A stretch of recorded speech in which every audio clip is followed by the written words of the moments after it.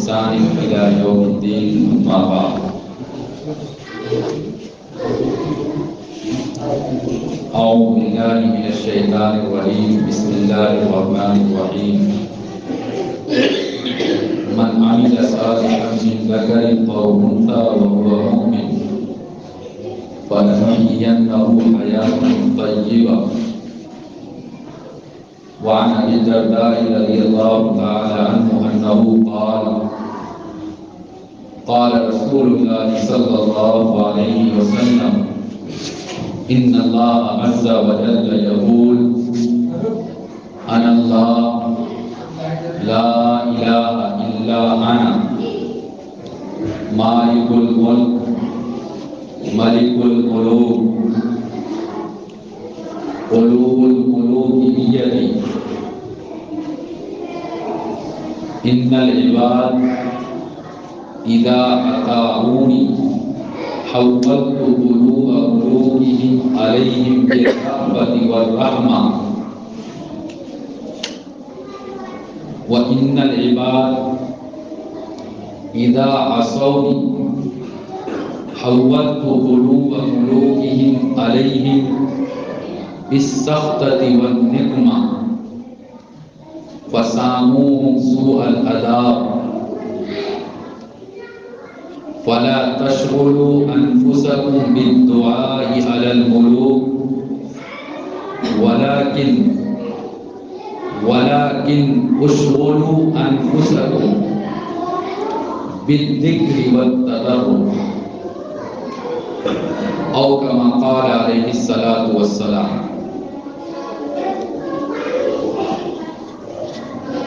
اللهم صل على سيدنا ومولانا محمد وعلى آلہ واصحابہ وبارک وسلم.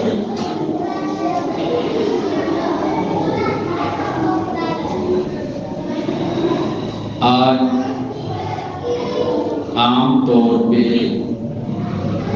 لوگوں کی زبان پر یہ شکایت رہتی ہے کہ پتہ نہیں اللہ ہم سے ناراض ہو گیا ہے، جس کی بنیاد پر ہمارے حالات اچھے نہیں ہو رہے. دعائیں کرتے ہیں، ایسا لگتا ہے کہ اللہ دعا کو قبول نہیں کرتا ہے. کاروبار کی پریشانی ہے، گھریلو الجھنیں ہیں، کوئی بیمار ہے تو کوئی اپنی اولاد سے پریشان ہے. اللہ تعالی نے ہمیں اور آپ کو ایک نسخہ بتایا کہ اگر تم لوگ سکون والی زندگی چاہتے ہو، اطمینان، عافیت اور راحت والی زندگی چاہتے ہو، تو ایمان کے ساتھ ساتھ عمل صالح یعنی نیک عمل کرنا پڑے گا. ایک اسٹوڈنٹ ہے، اگر وہ کوئی ڈگری حاصل کرنا چاہے، کوئی سرٹیفکیٹ حاصل کرنا چاہے، تو صرف اسکول میں ایڈمیشن لے لینے سے اس کو ڈگری نہیں مل جاتی، بلکہ اسکول میں ایڈمیشن لینے کے بعد اس کو کلاس کرنا پڑتا ہے، ایگزام کی تیاری کرنی پڑتی ہے، کتابوں کو پڑھنا پڑتا ہے. اسی طریقے سے ہم اپنی زندگی کو اگر کامیاب بنانا چاہتے ہیں، پاکیزہ اور اچھی زندگی گزارنا چاہتے ہیں، تو صرف ایمان میں داخلہ لے لینے سے یعنی مومن اور مسلمان ہو جانے سے ہماری زندگی اچھی نہیں ہو سکتی. ہمارا اور آپ کا یہ دنیا کے اندر زندہ رہنا خوشگوار نہیں ہو سکتا، بلکہ ایمان لانے کے ساتھ ساتھ ہم کو اور آپ کو ایمان کے تقاضے کے مطابق عمل بھی کرنا پڑے گا۔ بزرگوں نے 4 چھوٹی چھوٹی باتیں لکھی ہے، اگر یہ باتیں ہمارے اور آپ کے اندر پیدا ہو جائے تو یقیناً دنیا کی زندگی بھی کامیاب اور آخرت میں بھی انشاءاللہ کامیابی۔ پہلی بات یہ ہے کہ جو انسان اپنے اعمال کو سنوار لیتا ہے، اللہ اس کے حالات کو سدھار دیتا ہے۔ اپنے عمل کو صحیح کرو گے، اللہ تمہاری حالت کو صحیح کر دے گا۔ بہت سے نوجوانوں کو پوچھئے تو وہ یہ کہتے ہوئے نظر آتے ہیں کہ مولانا صاحب دعا کیجئے، ابھی کچھ حالات سے ہم گزر رہے ہیں، کچھ قرض ہمارے اوپر ہو گیا ہے، بزنس نہیں چل رہا ہے، حالات اچھے ہو جائیں گے تو انشاءاللہ ہم نماز بھی پڑھیں گے، دعوت اور تبلیغ میں اپنا وقت بھی لگائیں گے اور قرآن کی تلاوت بھی کریں گے۔ میرے بھائیوں، یہ بالکل الٹی سوچ ہے۔ آپ اپنے اعمال کو صحیح کر لیجئے، حالات آٹومیٹک صحیح ہو جائیں گے، بالکل اس کی گارنٹی ہے۔ نمبر 1۔ نمبر 2، جو اپنی آخرت کو سنوار لیتا ہے، اللہ اس کی دنیا کو سنوار لیتا ہے۔ آخرت کی فکر کیجئے، آخرت میں کیسے کامیابی مل سکتی ہے۔ جن طریقوں سے اور جن راستوں پر چل کر آخرت میں ہم کو کامیابی مل سکتی ہے، ان راستوں پر چلیے، آخرت کو سنوار لیجئے، خوبصورت بنا لیجئے، آخرت کو اچھی بنا لیجئے، دنیا اچھی بن کر رہے گی۔ صحابہ کرام کے حالات ہمارے اور آپ کے سامنے غریب تھے، کئی دنوں تک ان کے گھر میں چولہا نہیں جلتا تھا۔ ماں عائشہ رضی اللہ تعالی عنہا کہتی ہے کہ ہم 3 چاند دیکھ لیتے تھے اور ہمارے گھر میں چولہا نہیں جلتا تھا۔ 3 چاند کا مطلب کم سے کم 2 مہینہ، پہلے مہینے کی پہلی تاریخ، بعد والے مہینے کی پہلی تاریخ، اس کے بعد والے مہینے کی پہلی تاریخ، 2 مہینہ کم سے کم گزر جاتا تھا اور گھر میں چولہا نہیں جلتا تھا، پیٹ بھر کے کھانا نصیب نہیں ہوتا تھا۔ انہوں نے اپنے اعمال کو صحیح کیا، انہوں نے اپنی آخرت کو صحیح کیا، اللہ تعالیٰ نے ان کے حالات کو، ان کی دنیا کو اس طور پر سنوارا اور اس طور پر اچھا کیا۔ ایک صحابی ہے حضرت انس رضی اللہ تعالیٰ عنہ، وہ کہتے ہیں کہ ہم اپنے زمانے میں سونے کو کلہاڑی سے کاٹتے تھے۔ کلہاڑی سے اگر سونا کاٹا جائے گا تو یقیناً 2 کلو 4 کلو سونے کے وہ مالک تھے۔ پہلے ایک ٹائم کا کھانا نہیں مل رہا تھا اور وہی 10-20 سال گزرنے کے بعد کیلو کے کیلو ان کے گھروں میں سونا آیا۔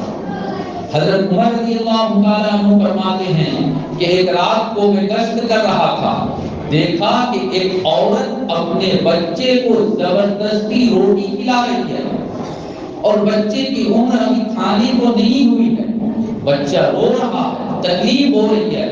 حضرت عمر رضی اللہ تعالیٰ عنہ فرماتے ہیں کہ میں نے اس عورت سے کہا کہ یہ بچہ کھانا نہیں چاہتا ہے، تم کیوں اس کو کھلا رہی ہو؟ تو انہوں نے کہا کہ اصل میں انہوں نے پہچانا نہیں کہ امیر المومنین ہے، حضرت عمر ہے۔ وہ کہتی ہے کہ ہمارے امیر المومنین نے یہ قانون بنایا ہے کہ جب بچہ کھانے لگے، بچے کی عمر کھانے والی عمر ہو جائے تو پھر اس بچے کا وظیفہ گورنمنٹ کی طرف سے ملنا شروع ہو جائے گا۔ ابھی ہمارا یہ بچہ نہیں کھاتا ہے، صرف ہمارا دودھ پیتا ہے، گورنمنٹ کی طرف سے ہم کو وظیفہ نہیں مل رہا ہے، میں زبردستی کھلا رہی ہوں تاکہ کھانے کی عادت پڑ جائے گی، تو حضرت عمر رضی اللہ تعالی عنہ اس بچے کے نام کا وظیفہ بھی جاری کر دیں گے۔ حضرت عمر رضی اللہ تعالی عنہ کچھ نہیں بولے، اپنے گھر میں لوٹ کر آئے، فجر کی نماز بڑی دقت کے ساتھ روتے ہوئے انہوں نے نماز پڑھائی، اور اس کے بعد منبر پر تشریف رکھ کر صحابہ کرام کے سامنے تقریر کی اور یہ کہا کہ دعا کرو اللہ عمر کی مغفرت فرمائے، اللہ عمر پر رحم فرمائے۔ عمر کے ایک قانون کی وجہ سے کتنی عورتوں نے اپنے بچے کو تکلیف میں ڈالا، کھانے کی عمر نہیں ہوئی لیکن وظیفہ پانے کے لیے عورتوں نے اپنے بچوں کو زبردستی کھانا کھلایا، یہ عمر کی غلطی ہے۔ یاد رکھو آج کے بعد سے جس کے گھر میں بچہ پیدا ہوگا حکومت کی طرف سے بیت المال کی طرف سے اسی دن سے اس کا وظیفہ شروع ہو جائے۔ یہ جو خوشحالی آئی، یہ جو اللہ کی طرف سے مال آیا، کیوں؟ اس لیے کہ انہوں نے اپنے اعمال کو صحیح کر دیا، انہوں نے اپنی آخرت کی فکر کر دی، اللہ نے دنیا کے دروازوں کو کھول دیا، فتوحات کے دروازوں کو کھول دیا۔ حضرت سفیان ثوری رحمۃ اللہ علیہ ایک بڑے محدث ہے، ایک شخص روتا ہوا آیا، روتا ہوا، حضرت میری ایک چھوٹی سی درخواست ہے، اللہ کے واسطے قبول کر دیجئے، حضرت تھوڑی سی میں خدمت کرنا چاہتا ہوں، موقع دیجئے۔ ارے کیا ہوا، بولو تو صحیح۔ اس شخص نے کہا کہ حضرت میں یہ چاہتا ہوں کہ میں روزانہ آپ کو ایک نیا ڈریس دوں گا۔ بچے ہو گیا کام ہو رہا ہے۔ خیر تو حضرت عمر رضی اللہ تعالی عنہ یہ حضرت سفیان ثوری رحمۃ اللہ علیہ سے انہوں نے کہا کہ میں روزانہ آپ کو نیا ڈریس بنا کر دوں گا، اور 365 دن میں 365 ڈریس میں آپ کو بنا کر دوں گا۔ کروڑوں کا مالک ہوتا ہے، 365 دن میں شاید 365 کپڑے نہ بنواتے ہوں۔ تو میرے کہنے کا مطلب یہ ہے کہ اپنے اعمال کو صحیح کرو گے حالات صحیح ہو جائیں گے، اپنی آخرت کی فکر کرو گے اللہ دنیا کو بھی صحیح کر دے گا۔ نمبر 2۔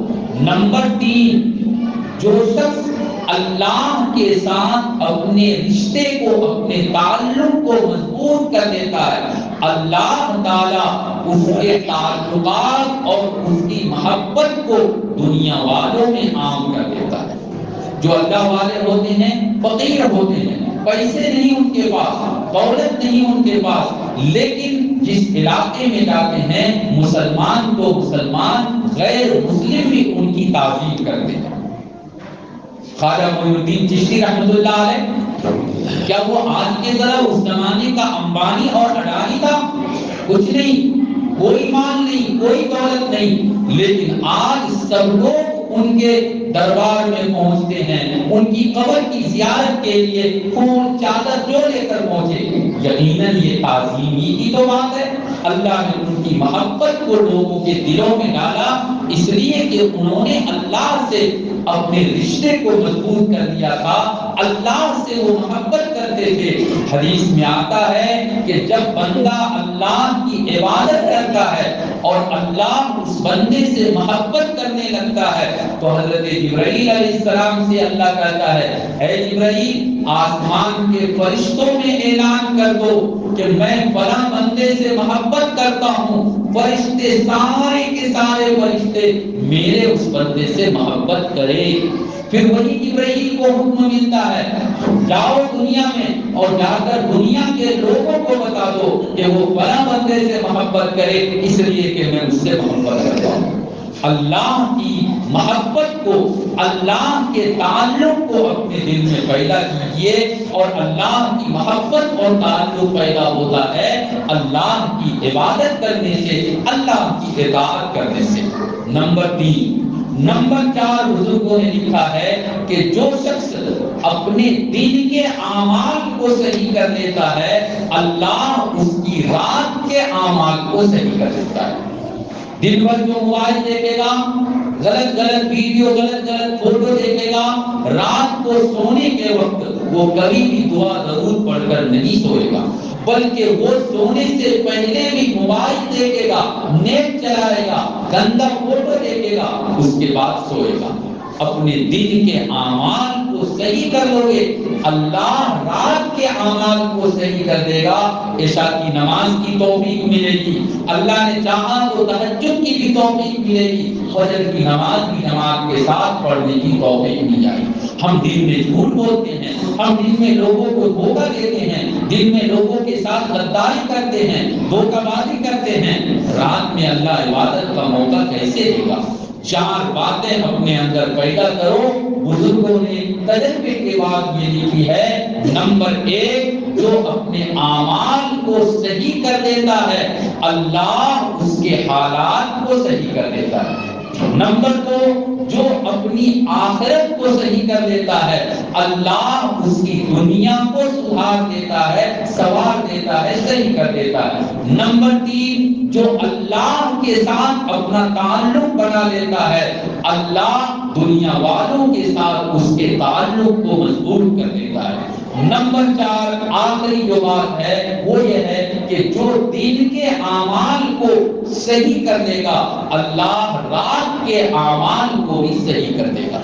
میرے بھائیو، بزرگوں اور دوستوں، اس کے ساتھ ساتھ ایک حدیث میں نے پڑھی تھی، بہت شوق میں اس کا معنی بیان کر کے اپنی بات میں ختم کر دوں گا۔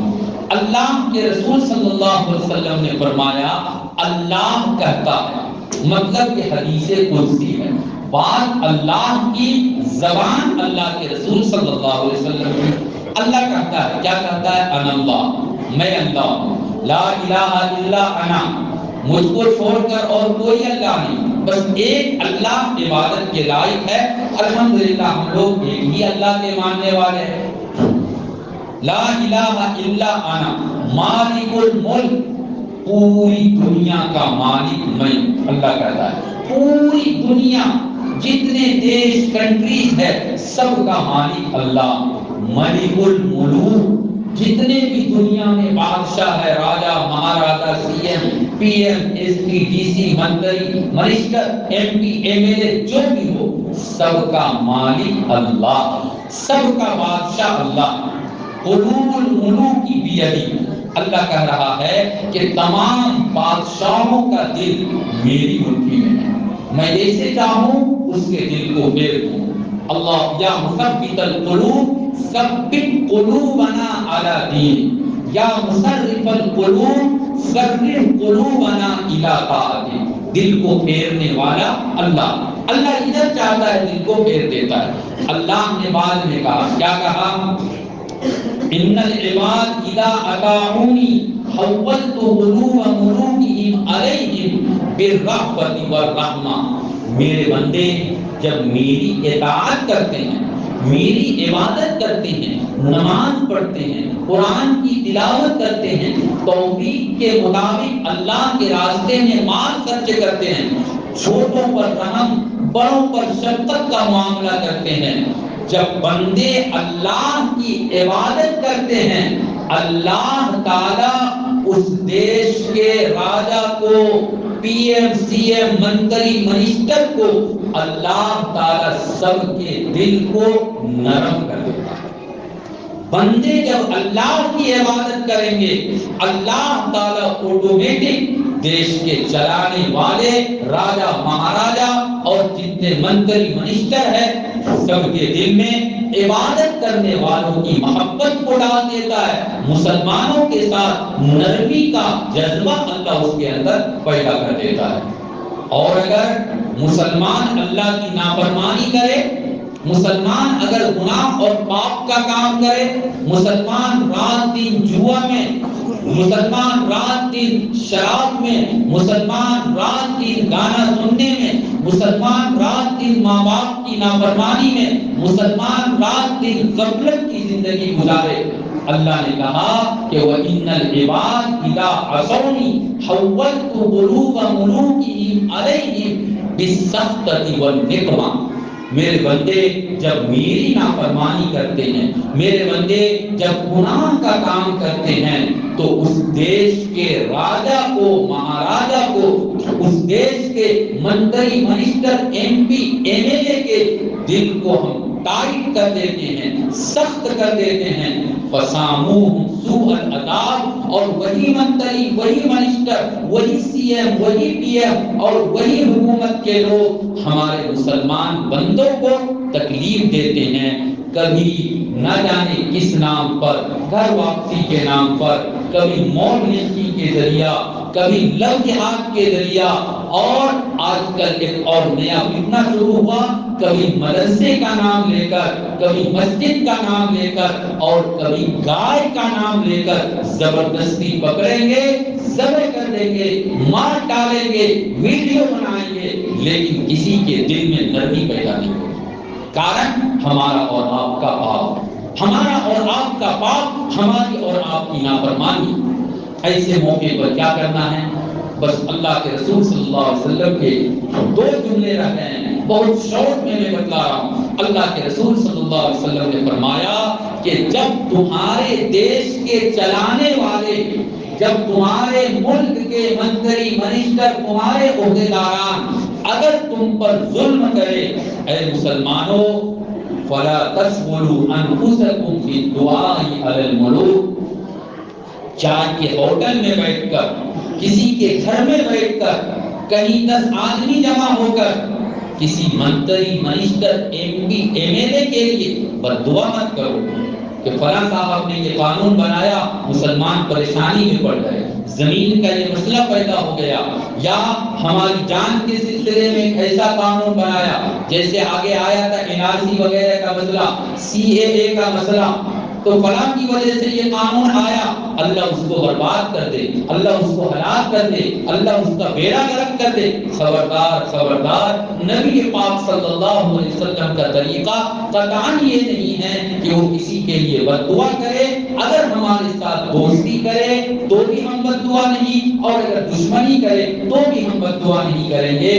کسی منتری، minister, M P, M L A کے لیے اب بد دعا کرنا تو انتہائی مشکل ہوتا ہے۔